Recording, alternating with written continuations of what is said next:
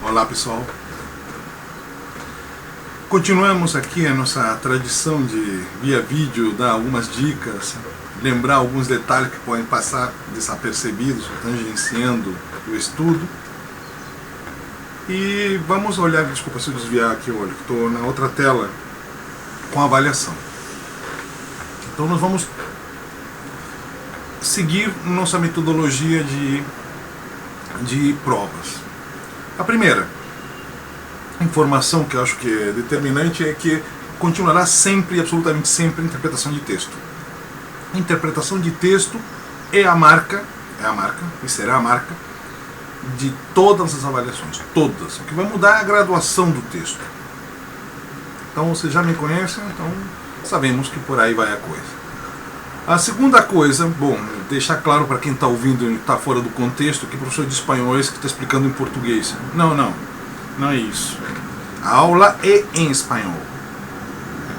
Acontece que, nesse momento, muitos pais querem participar do processo, querem participar desse estudo, ajudar, e foram educados em língua inglesa ou francesa.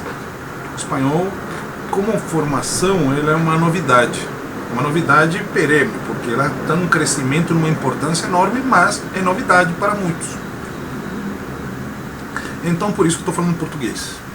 Agora vamos aos detalhes. Nossa avaliação, que vai ter a questão da interpretação de textos, temos também um contraste entre pretéritos. Então, nós sabemos que temos pretéritos regulares e irregulares.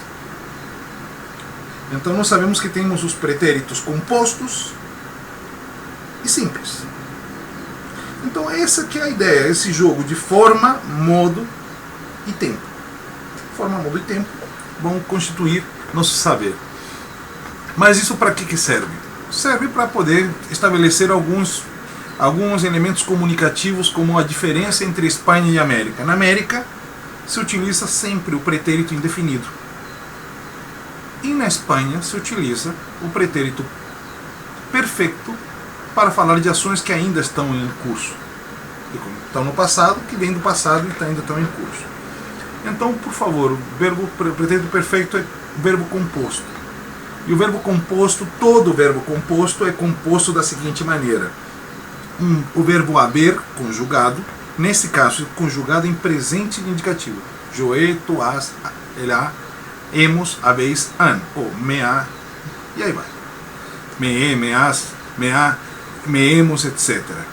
Então, quando eu falei isso é por causa dos pronomes. Bem atentos? Ok. Quando continuamos aí, saindo do campo dos pronomes, temos o presente indicativo do verbo haver conjugado. Isso aí é pretérito? Não, é presente indicativo. Mas se nós somamos isso a um verbo em particípio, me he levantado, aí temos o pretérito perfeito do verbo levantar. Me cansado, o pretérito perfeito do verbo cansar. Existem verbos em particípios irregulares. Por favor, espanholnosiddharta.blogspot.com.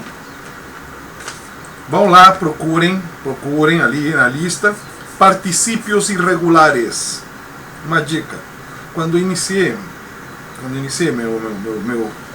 minha projeção de trabalho, quando eu comecei a dar aula no Siddhartha, eu criei o blog e lancei todas as figuras gramaticais. Portanto, quem for a março do ano passado vai encontrar ali todas essas figuras gramaticais. Procurem particípio. Eu, de alguma maneira, eu tentei selecionar algumas e eu coloquei lá na frente para vocês copiarem essas tabelinhas e imprimir as tabelinhas.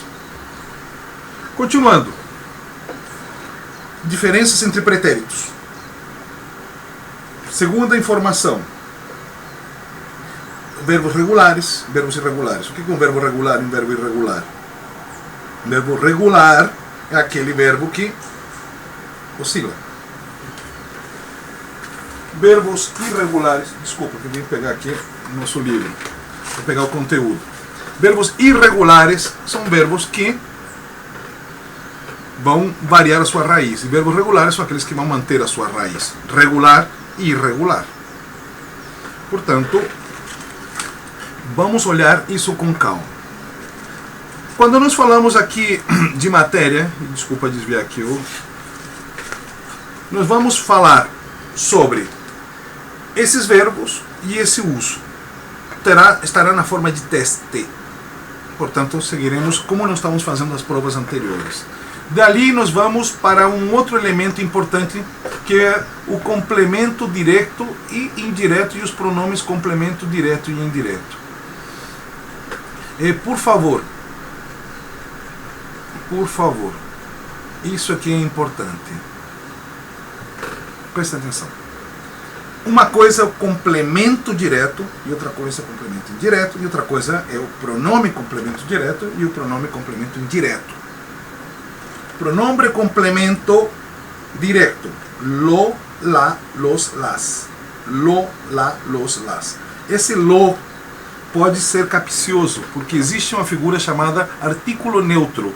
E esse lo, quando acompanha adjetivos ou advérbios, ele não é pronome complemento direto. Ele é artículo neutro, que serve para exaltar. Por exemplo, lo bonito que es la vida. Estou dizendo que a vida é... Olha quanto a vida é bonita. Lo bella, que são as palavras. O quanto belas são as palavras. Isso não é o que estamos estudando. Não é. Ou quando quero falar sobre temporalidade adverbial. Quando digo... mira lo tarde que chegaste. Ou seja, estou falando, olha o tarde que você chegou. Olha o quão tarde você chegou. Isso não nos serve. Não é isso. Nosso é lo substituindo o pronome complemento. Lo, la, los, las. Pronomes complemento direto. El, la, perdão. Me, te, le, nos, os, les. Me, te, le, não sei. Nos, os, les. Cuidado, por favor, não confundir com pronomes átonos. Me-te-se, nos, os, se. Muito parecidos, mas não. E não confundir os pronomes complemento direto com artículos. Lo, la, los, las. El, la, los, las. São coisas diferentes. Então, o que nós vamos fazer? Nós vamos substituir as figuras e vamos anteceder. Se o complemento direto sucede o verbo, então o pronome complemento tem que antecipá-lo. Se eu digo, por exemplo, Juan comprou flores a Maria. Primeira coisa, se é complemento direto, é complemento verbal. Então é que identificar o verbo. O verbo comprou. Comprou flores. Juan comprou flores a Maria. Comprou flores a Maria. Se comprou alguma coisa. Portanto, esse alguma coisa é o complemento direto. Por que direto? Porque está diretamente ligado ao verbo. E se comprou alguma coisa para alguém. Então, nesse sentido, a Maria seria o complemento indireto. Como substituiria esses complementos? Lo, la, los, las. Comprou flores. Flores, plural.